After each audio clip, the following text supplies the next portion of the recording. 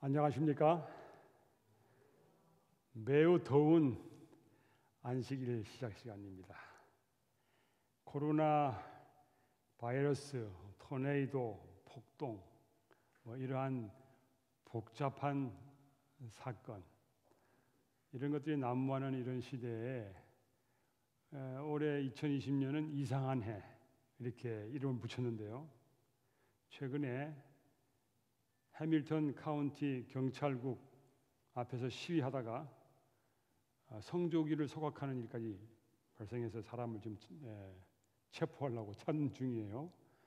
우리는 지금 조금 이렇게 변두리에 살기 때문에 잘 모르고 있는데, 조금만 인구가 몰려 있으면은 별일이 다 있습니다. 채타누가에서 일어나고 있는 일입니다. 한국에서는 지금 박 시장이 돌아가셔가지고 지금 온 나라가 지금 아주 굉장히 싱숭맹숭하고 뭐라 그럴까요? 하여튼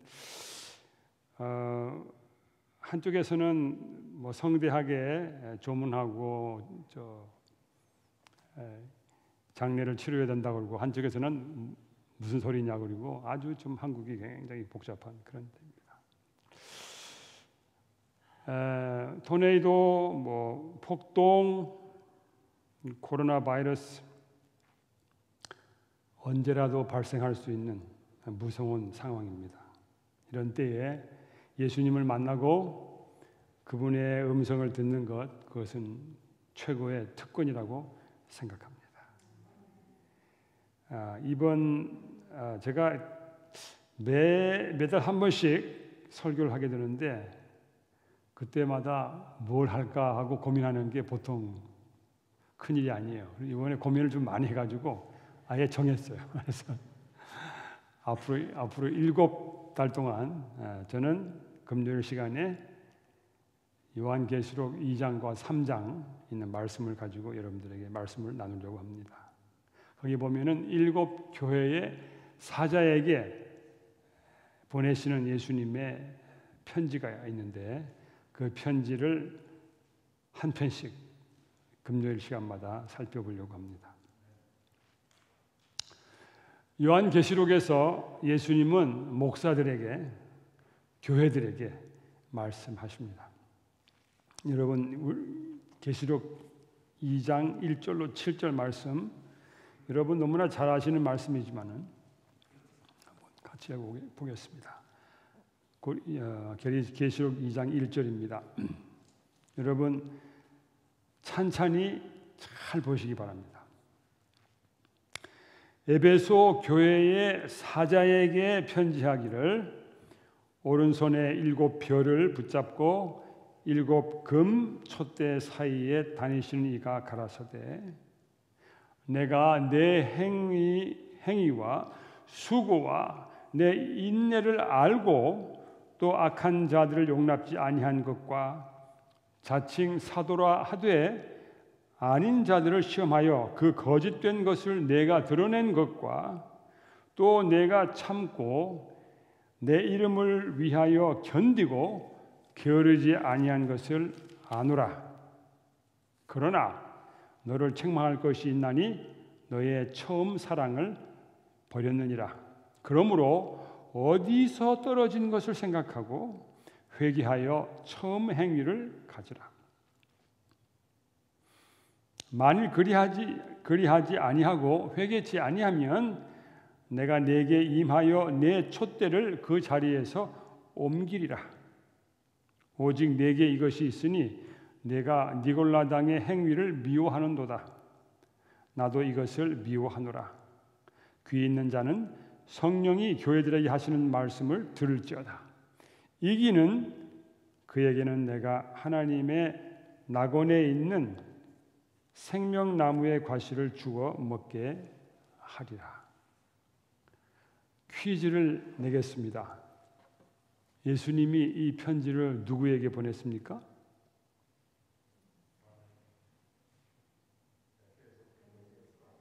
에베소 교회에게 보냈습니까? 아니면 에베소 교회의 사자에게 보냈습니까? 오케이. 그런데 지금까지 늘 우리는 어떻게 들었어요? 에베소 교회에 보내는 걸로 들었죠. 오늘 저녁 여러분 생각 잘하세요. 에베소 교회의 사자가 뭡니까? 기별을 전하는 사람이, 하나님의 기별을 전하는 사람이 사자지요. 그래서 한 사람에게 보낸 겁니다. 교회에게 보낸 게 아니고 어떻게 했다고요? 한 사람에게 보냈어요. 물론 오랜 세월 동안 우리는 교회 다니면서 이것이 한 사람에게 보낸 것이라기보다는 뭐예요? 교회에게 보낸 것이라고 일반적으로 이해를 했습니다. 그런데 여러분이 보시면 매 편지마다 똑같이 되어 있어요. 교회에 어떤 교회의 사자에게 7번 나옵니다. 한 사람에게 보낸 것입니다. 근데 사자라는 말이 뭡니까? 다른 곳에서는 천사라고 그렇게 번역을 했습니다. 앙겔로스, 여러분 혹시 앙겔로스라는 이름 들어보셨죠? 한국의 교회 합창단 가운데 앙겔로스, 천사들의 합창을 들으라고 그랬죠? 이 앙겔로스, 하늘의 존재로서 하나님의 기별을 전하는 자, 보통 우리가 천사라고 말하죠. 혹은 사람으로서 하나님의 기별을 전하는 사람, 보통 우리가 사자 이렇게 이야기합니다. 그런데 계시록 2장과 3장에서 이 사자는 천사가 아니라 사람입니다. 사람으로서 하나님의 기별을 전하는 사람이에요. 그런데 불행하게도 성경학자들 중에 많은 사람들이 이 사자는 천사다 이렇게 해석하는 사람이 많습니다. 저는 절대로 그것이 불가능하다고 보는데 이상하게도 유명한 주석가들이 그렇게 하고 있습니다. 저는 여기 이 사자가 교회를 맡아서 설교하는 사람, 목양자, 지도자 이렇게 생각됩니다. 그래서 첫 편지는 에베소 교회의 지도자, 목양자, 목사에게 보내는 기별입니다. 제가 이것을 보면서 4가지로 이야기하고 싶어요. 첫째는 에베소라고 하는 도시, 그다음에 에베소 교회의 목사, 그다음에 에베소 교회도 나오겠죠. 맨 마지막으로 우리 교회. 제일 처음에 뭐 보겠다고요? 에베소 도시. 두 번째는 그 교회 목사님. 세 번째는 에베소 교회. 네 번째는 우리 칼리지데일 교회. 이렇게 좀 살펴보려고 합니다. 이 편지 속에는 에베소라고 이름만 나오지 에베소에 관한 힌트가 없어요. 그런데 에베소라고 하는 그 도시는 엄청나게 유명한 도시였어요. 대도시였어요. 그야말로 그 당시에 대도시입니다. 그리스인들이 정착지 항구로서 그 도시가 시작됐는데 기원전 3세기에 이 항구에서 조금 안으로 들어와서 성벽을 세우고 성벽으로 보호된 도시가 됐습니다. 기원전 133년에 로마의 지배하에 들어가게 됐습니다. 그 지역, 현재의 터키라고 우리가 알고 있는 그 터키 반도의 옛날에 그 지역 이름들은 여러 큰 도로 나누어져 있었는데 아시아, 비두니아, 갈라디아 이런 등등의 주가 있었는데 그 여러 주에서 가장 큰 도시가 에베소였습니다. 그리고 아시아라고 하는 그 한 주의 로마 제국의 행정 중심 도시였습니다. 원래는 버가모라고 하는 곳이 있었는데 나중에 우리가 버가모 공부하겠지만요. 나중에 후에는 이것이 에베소로 옮겨오게 됐습니다. 그 에베소라고 하는 곳이 어느 한 민족만, 한 종족만 살고 있는 곳이 아니라 세계 각국에서 온 다양한 민족들이 살고 있는 곳이었습니다. 그리스인들, 로마인들, 유대인들, 그 다음에 저 밑에 로즈라고 하는 곳에서, 이집트라고 하는 곳에서 온 사람들도 많이 있었고요. 갈라디아, 리디아, 무시아 이런 여러 지역에서 에베소 교회에 왔습니다. 에베소에 와 살았습니다. 이 에베소라고 하는 도시는 해상 무역의 기초가 된 항구였죠. 그리고 그뿐 아니라 내륙에 있는 여러 시장으로 연결되는 도로망이 있었습니다. 다시 말해서 에베소는 최대의 시장이었습니다. 가장 많은 사람들이 오가는 곳이었습니다. 그래서 거기 가면은 세상에 있는 거 다 있는 그런 곳이었어요. 그리고 에베소에 가장 유명한 신전이 있었는데 아르테미스라고 하는 신전이 있었어요. 우리 성경에 보면 아데미라고 하는 이름 나오죠. 사도행전에 아르테미스 신전. 그 신전에다가 사람들이 돈을 많이 갖다가 저장을 해놨습니다. 돈이 엄청 많았어요. 그래서 에베소는 금융의 도시였습니다. 의사들도 많았고 어부 많았어요. 바닷가 근처니까.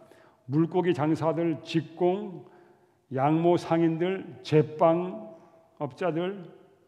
또 도기를 만드는 사람들, 은세공, 목수 등등 별 여러 그 당시에 있는 모든 직업들이 다 망라되어 있는 지역이었습니다. 그리고 그 도시는 노예 거래를 많이 하는 곳이었습니다. 그 노예 거래는 자기 지역에 있는 노예 수요를 채우는 일과 로마의 여러 다른 도시로 노예를 이렇게 수출하는 그런 역할을 했습니다. 로마인들이 이 에베소를 접수한 다음에 이 에베소 도시를 중심부를 새롭게 디자인했습니다. 극장도 확장하고 로마인들이 좋아하는 게 분수예요. 분수도 만들고 아우구스투스 기념문 그것도 만들고 그 다음에 수도막을 만들었어요. 수도 큰 이렇게 아치로 되어 있는 문들이 있고 그 위로 물이 흘러가서 온 도시에 신선한 물을 공급하는 수도망을 했습니다. 이 에베소에는 아데미 이외에도 로마 황제 아우구스투스, 티베리우스, 네로, 도미시안 이런 황제들이 거기서 숭배됐습니다. 이 도시의 종교 생활은 매우 혼합적이었습니다.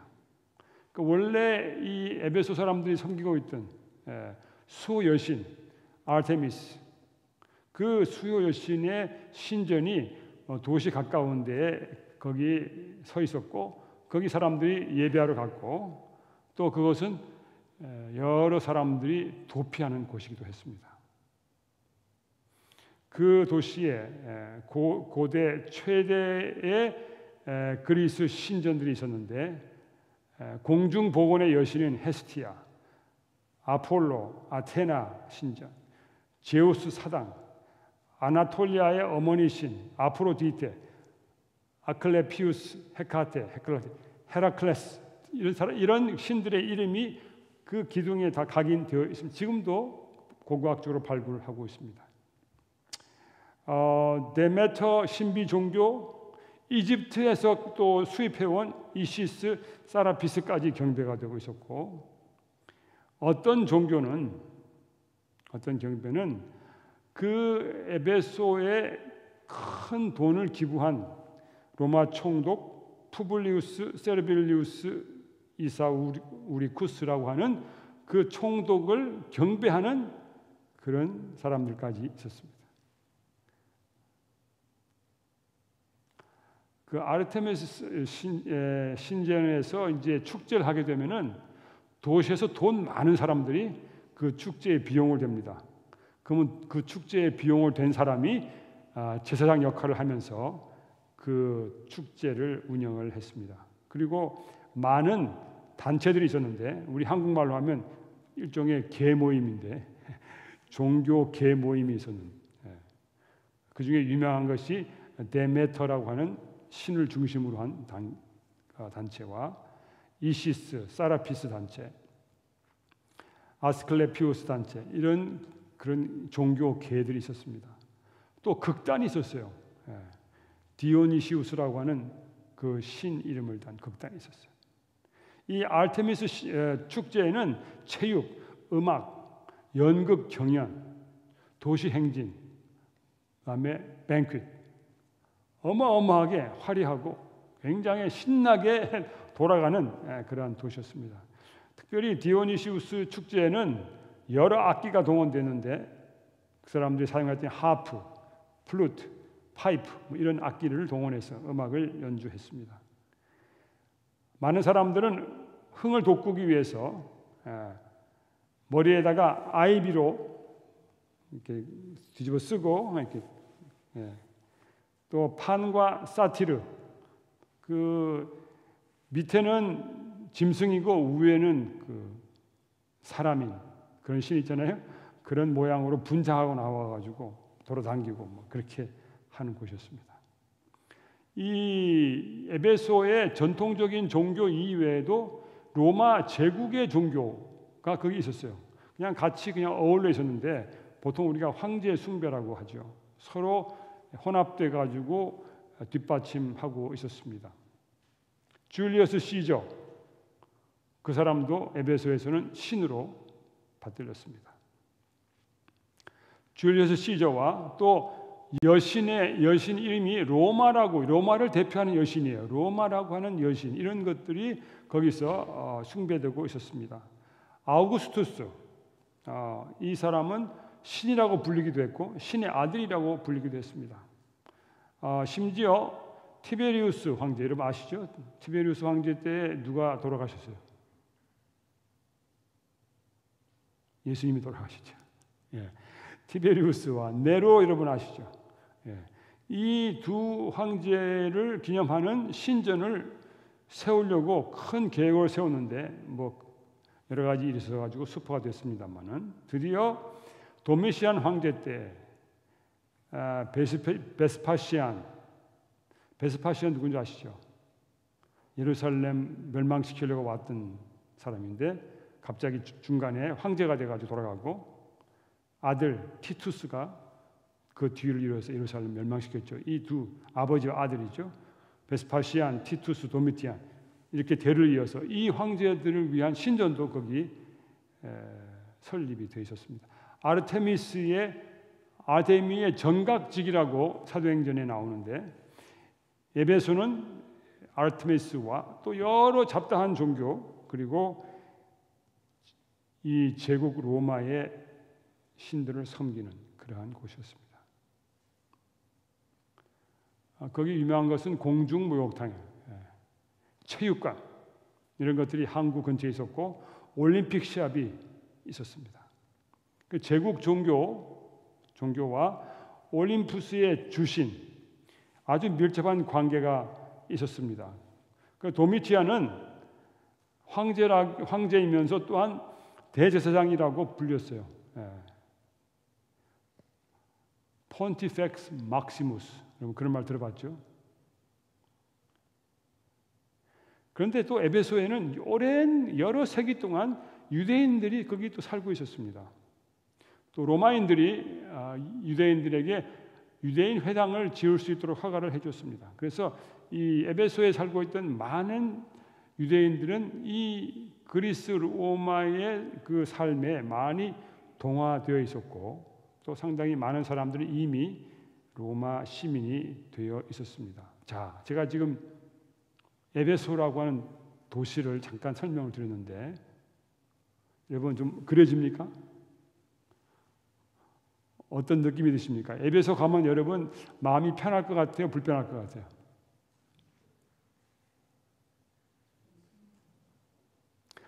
이렇게 돌아보면 다 뭐예요? 전부 다 뭐 사당, 신당, 뭐 신전. 제가 에베소 가봤는데요. 그 발굴해가지고 이렇게 다 올려놨잖아요.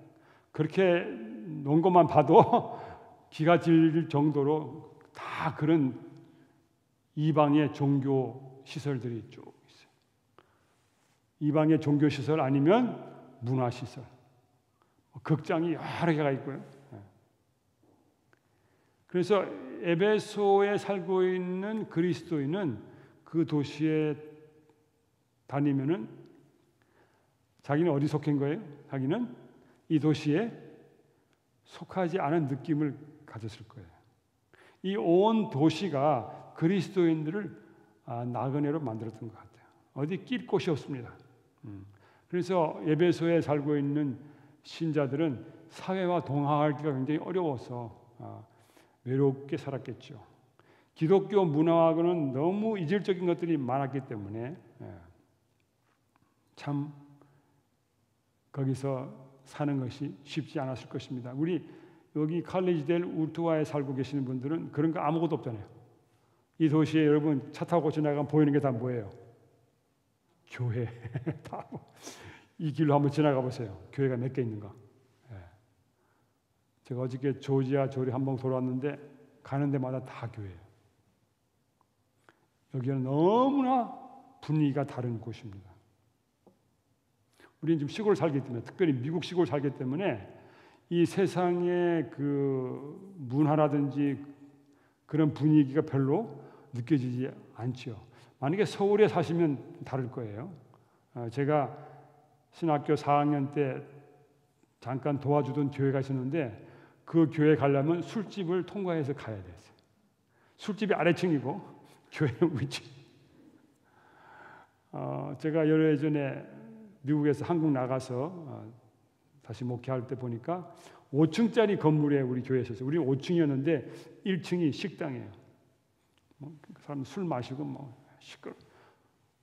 교회 분위기가 잘 나지 않는 곳이었어요. 에베소에서 그리스도인으로 산다는 거 그런 느낌을 가졌을 것입니다. 자, 두 번째로 목사입니다. 에베소 교회 목사. 이 에베소 교회 이 편지에는 맨 처음에 수취인이 나와요. 누구한테 보낸다 그랬죠? 에베소 교회의 사자에게. 그 다음에 저자 소개가 나와요. 저자 소개가 어떻게 나와 있어요? 오른손에 7별을 붙잡고 금촛대 사이에 다니시는 분이라고 하면서 예수님이 자기를 소개하고 있어요. 그 다음에는 뭐가 나오냐면은 이 저자 편지의 필자 편지를 쓰신 예수님이 그 목사님에 대해서 이야기하는 거예요. I know you very well. 나는 너를 너무너무 잘 안다 하면서 이야기하는 거예요. 그래서 예수님이 아시는 그 목사의 모습을 있는 그대로 아주 간략하게 정리해서 이야기합니다. 그 다음에 목사님의 비밀이 나옵니다. 거기. 아무도 모르는 비밀이 여기 나와요. 이 속에 칭찬도 들어있고 책망도 들어있습니다. 위협도 들어있습니다. 그리고는 끝부분에 가면은 성령의 초청이 있고 승리자에게 주는 약속이 거기 들어 있습니다. 여러분, 요한계시록은 상징적입니까? 아니면 상징적인 것도 있고 문자적인 것도 있습니까? 저는 이 7 편지를 보면서 7 편지의 내용의 대부분은 내용들이 다 문자적입니다. 그래서 그것이 분명히 상징적인 것이 아니라면 다 문자적으로 해석해야 합니다. 많은 분들이 이 편지를 읽은 다음에 에베소 교회 사자에게 보내는 편지인데 그냥 에베소 교회에 보낸 것이라고 생각합니다만은 이건 분명히 그 목사님에게 보낸 겁니다. 그걸 제가 좀 설명을 해드리겠습니다. 2절입니다. 2절 내가 뭐라고 했어요? 내 행위와 수고와 내 인내를 알고 그렇게 했어요. 그 내가 뭐죠? 한 사람이에요? 두 사람이에요? 10 사람이에요? 한 사람이에요. 그렇죠? 네. 영어로는 뭐라고 합니까? You, your, 그렇지? Your, 너의, 내. 근데 영어는 한 사람이든지 100 사람이든지 다 또 말이 똑같아요. 그 미국 사람들이 혼동하기 시작했어요. 한국 성경은 어떻게 됐어요? 너라고 그랬어요. you 한 사람이 이렇게 전부 다 그렇게 되어 있어요. 그런데 우리 한국말로는 동사는 뭐 너든지 우리든지 할 것 없이 다 똑같은 모양이에요. 동사가. 예를 들어서 악한 자들을 용납지 아니한 것과 아니하였다. 용납지 아니하였다는 그 말은 한국말로는 뭐 열 사람이 하든지 우리가 하든지 내가 하든지 다 똑같이 그렇게 말했어요. 헬라어는 절대로 그렇게 말 안 해요. 헬라어는 네가 한 것은 동사의 모양이 달라요. 그들이 한 것은 동사의 모양이 달라. 이건 너 한 사람 이야기예요. 전부 다 그렇게 돼 있어요. 그래서 이것은 누구한테 한 거라고요?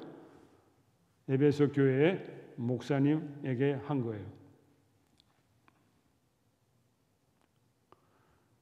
다행히도 우리 한국말 성경에는 전부 다 너, 네라고 이야기했어요. 번역 잘했어요. 그런데도 읽으면서 뭐예요? 우리는 날마다 어떻게 이건 교회에게 보낸 편지라고 생각했어요. 여러분 성경 말씀 읽을 때 정신 바짝 차리고 있는 그대로 읽으셔야 됩니다.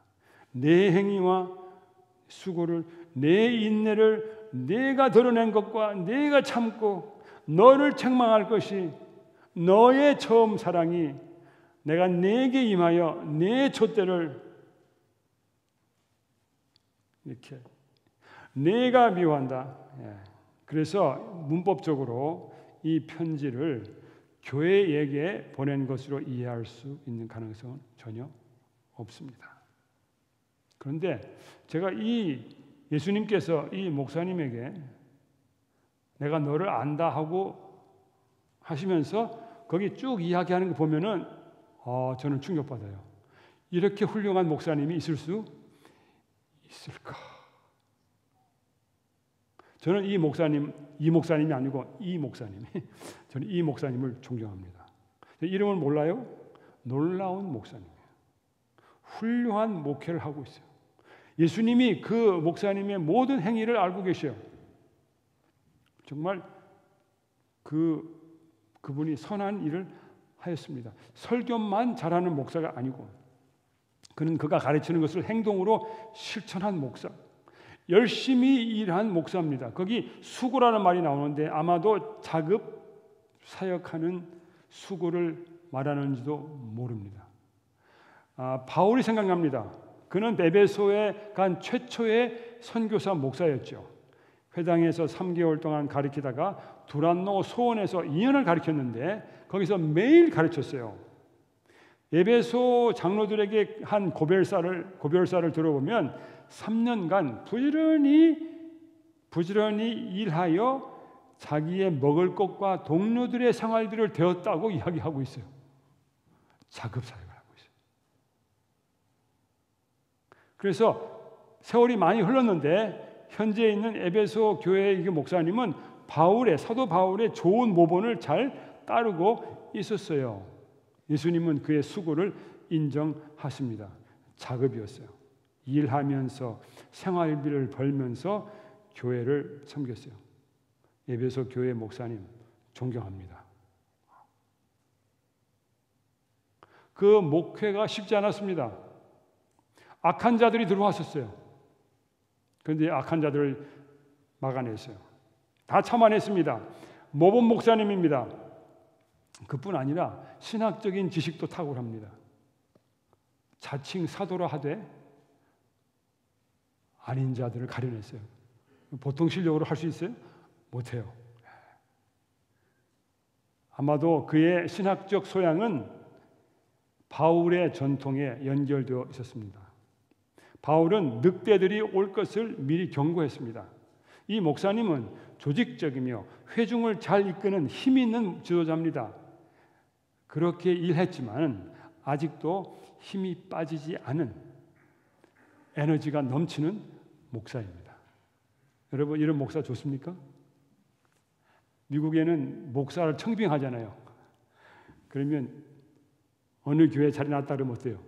목사의 리스트가 쫙 있어요. 이분은 청빙 리스트의 넘버 원이에요. 모든 교회가 다 모셔가고 싶은 그런 분이에요.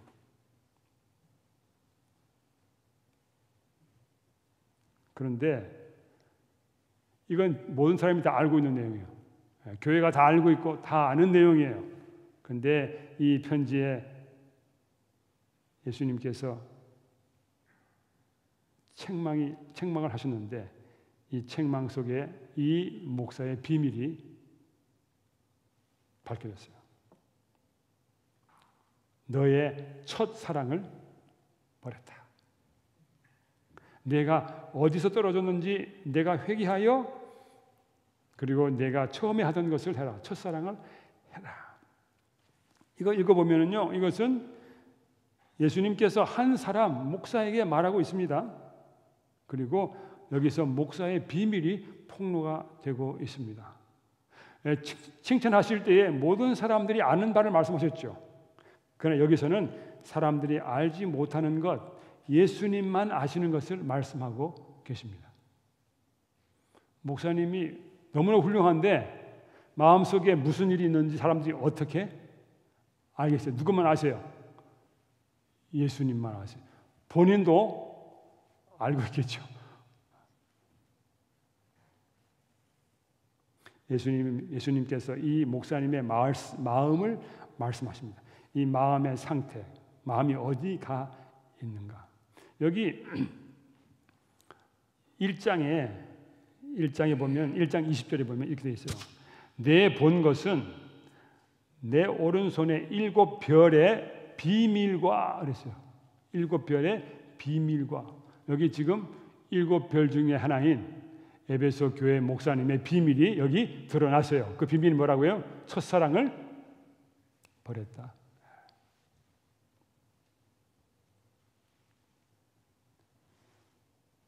목사님이 첫사랑을 버린 것을 아무도 알지 못했습니다. 그건 목사님의 비밀이었어요. 그는 알았고 예수님도 아셨죠. 다른 사람은 아무도 눈치를 채지 못했죠. 그러나 이제는 그것이 공개되고 말았습니다. 어떤 주석가들은 이것이 형제의 우애라고 이야기합니다. 그러나 그러면서 이것이 에베소인들 사이에 형제 우애가 줄어드는 것을 반영한다고 말합니다. 그러나 형제 우애의 문제는 목사님의 비밀에 속한 것이 아닙니다. 형제 우애가 없으면 다 교인들이 다 아는 것이죠. 예수님 밝힐 필요가 없어요. 이 편지가 에베소 교회의 사자에게 붙여진 것이고 그 교회의 사자, 목사에게 직접 말하고 있다는 것이 분명해졌습니다. 너무 훌륭한 목사님인데 이 목사님에게 아주 심각한 문제가 생겼어요. 이 심각한 문제는 정말 큰 문제예요. 기본이 잘못됐어요. 그렇죠? 자, 이제 세 번째는 뭐라고 했죠? 에베소 교회죠. 물론 여기서는 에베소 교회에 대해서 직접 이야기 안 했어요. 그런데 여러분, 아버지가 어떠하면 아들도 어떠하고 어머니가 어떠하면 딸도 어떠해요. 목사님이 어떠하면 교인들도 어떠해요. 교인들은 분명히 알지는 못했지만은 뭔가가 모든 게 다 잘 돼가고 있는데 뭔가 좀 잘 안 되는 것이 있는 것 조금 느낌이 있었던 것 같아요. 그렇죠? 근데 교인들도 목사님의 뒤를 따라가고 모르면서 따라가고 있어요. 교인들도 목사님이 첫사랑을 버린 것을 교인들도 자기도 모르는 채 또 그 길로 가고 있어요. 겉으로 볼 때는 교회가 너무 분명하고 화려해요. 다 모든 게 잘 되고 있어요. 모든 문제가 다 해결되는 것 같아요. 그런데 뭐가 빠졌어요? 제일 중요한 파운데이션이 빠져버린 것입니다. 그런데 이제 이 편지가 교회에게 보낸 편지라고 말해도 틀린 게 아닌 것이 이 편지마다 맨 끝에 거기에 목사에게 보낸 편지인데 그거를 교회에게 보내는 편지로 변환시키는 말씀이 있어요. 오케이? 그 변환시키는 말씀이 있어요. 보시면은 7절에 귀 있는 자는 성령이 교회들에게 하시는 말씀을 들을지어다. 맨 처음에 누구한테 얘기했어요? 목사님에게 얘기했어요. 근데 목사님한테는 그 이야기를 누가 들으라고요? 교회가 들으라고 그랬어요. 왜? 목사님에게 적용되는 그 이야기가 어디에도 적용돼요?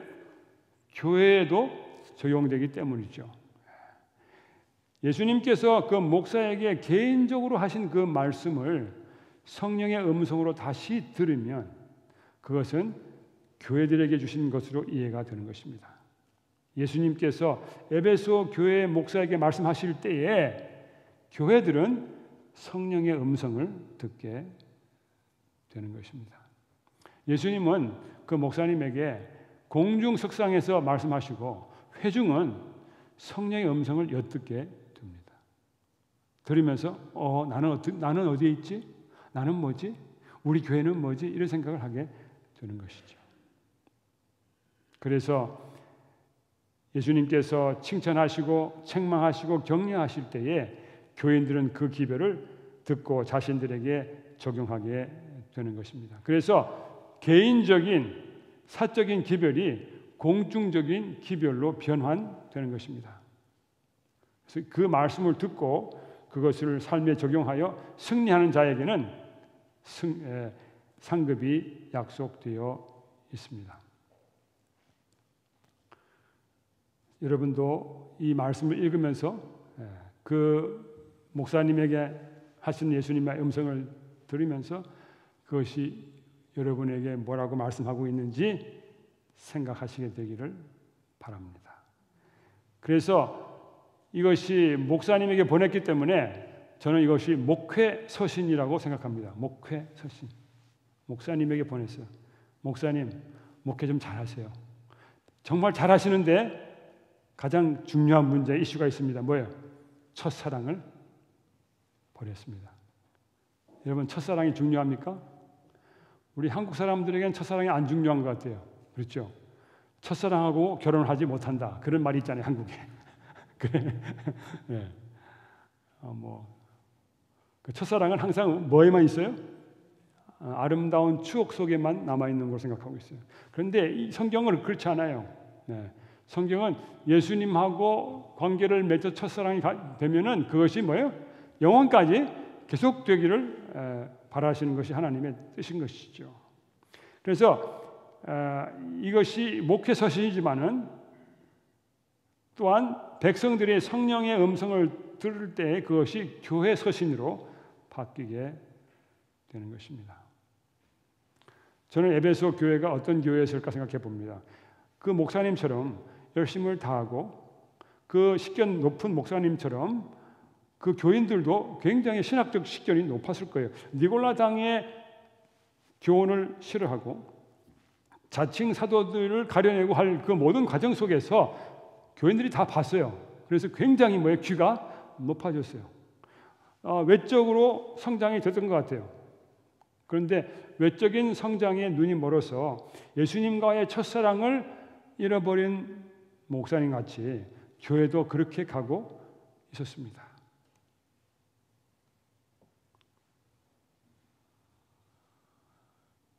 굉장히 심각한 문제였어요. 겉으로는 아무 문제가 없는 것처럼 보였습니다. 그러나 깊은 곳에 문제가 있었습니다. 그러나 그것은 다시 마음을 바꾸고 하나님께 헌신하고 돌아가면 해결될 수 있는 문제였어요. 그래서 회개하고 다시 첫사랑을 회복하라고 강조하고 계십니다. 7 교회 중에 가장 잘 알려진 교회가 에베소 교회입니다. 바울의 3차 전도 기간 동안에 선교가 시작되었고 바울의 3차 전도 기간은 53년부터 58년으로 생각하는데 아마도 55년경쯤에 교회가 시작되지 않았나 생각합니다. 첫 목사는 바울이었고 나중에 사도 요한이 바통을 이어서 목회를 했다는 이야기가 있습니다. 그리고 요한이 지금 유배간 동안에는 어떤 다른 목사님이 그를 대신해서 목회했을 것입니다. 그 사도 바울과 또 요한 이런 여러분들이 열심으로 교회를 세우고 교회가 번영하게 되었고, 이 두 분은 예수님에 대한 사랑이 남다르게 뜨거운 사람들이었죠. 그래서 뜨거운 사랑으로 목회를 했습니다. 그리고 그 뒤에 온 지도자도 뜨거운 사랑으로 목회를 시작했지만은 외적으로 이루어진 일이 너무 많아가지고 계속 사랑 중심으로 가지 못했던 것 같습니다. 아마 거짓 사도와 싸우다 보니까 그런 일이 생기면 모든 사람이 의심돼요. 저 거짓 사도에게 누가 감염되었을까? 이게 의심이 돼. 여러분 어디 나가 요새 저 사람 혹시 바이러스에 감염되지 않아서 걱정하잖아요, 그렇죠? 예. 여러분 오늘 10시, 12시부터 해밀턴 카운티는 전부 다 마스크 하는 거 여러분 아시죠? 잘못하면 벌금 받을 수 있어요. 다 해밀턴 카운티. 니골라당하고 싸우다 보니까 그러다 보니까 자꾸만 방어적으로 되고 하다 보니까 아마 여러 가지 요인이 있어가지고 사랑보다는 교리를 더 많이 강조하게 되었는지도 모릅니다. 자, 이제 거의 마지막으로 왔습니다. 에베소 교회와 우리 교회의 이점이 무엇입니까? 우리 교회도 그 교회처럼 첫사랑을 혹시 버렸는가? 목사님이나 신도나 스스로 자문해 봐야 합니다. 이 편지의 핵심은 사랑입니다. 사랑 핵심. 그 떨어진 사랑을 회복하라고 예수님이 기별을 주시는 것이죠. 우리는 기본으로 돌아가야 합니다. 우리의 신앙이 하나님에 대한 사랑 위에 기초되어 있어야 됩니다. 우리의 신앙 자체가 하나님의 사랑으로 시작했잖아요. 그리고 우리의 모든 신앙의 삶이, 모든 행위가 하나님의 사랑 위에, 예수님의 사랑 위에 기초되어 있어야 합니다.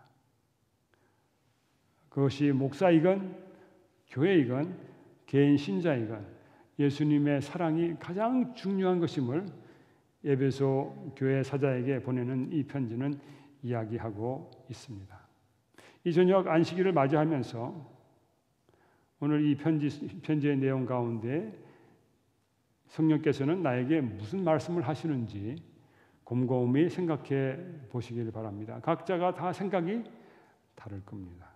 혹시 첫사랑이 떨어졌는지 생각해 보시길 바랍니다. 예수님은 나 개인에게 무엇을 말씀하시는지 깊이 생각해 보시기를 바랍니다. 성령의 세미한 음성을 듣게 되시기를 바랍니다. 저는 이 7 편지를 좋아하는데요. 왜냐하면 이 7 편지는 예수님의 사랑의 편지이기 때문에 그렇습니다. 오늘 제가 1장 마지막에 나와 있는 그 요한이 본 예수님의 이상에 대한 설명을 드리지 않았는데 그 말씀을 자세히 보시면 예수님이 얼마나 이 7 사자들을 7 별들을 사랑하시는지 깊이 느낄 수 있을 것입니다. 이것은 순전히 예수님의 깊은 사랑의 마음에서 나온 것입니다. 그래서 오늘 여러분이 이 말씀을 읽고 생각하시면서 예수님이 나를 얼마나 사랑하시는지 깊이 깨달으시고 나는 어디 있는지 확인하시면서 이 안식일에 우리의 사랑이 다시 한번 확인되고 굳게 서게 되기를 간절히 바라면서 말씀 마치겠습니다.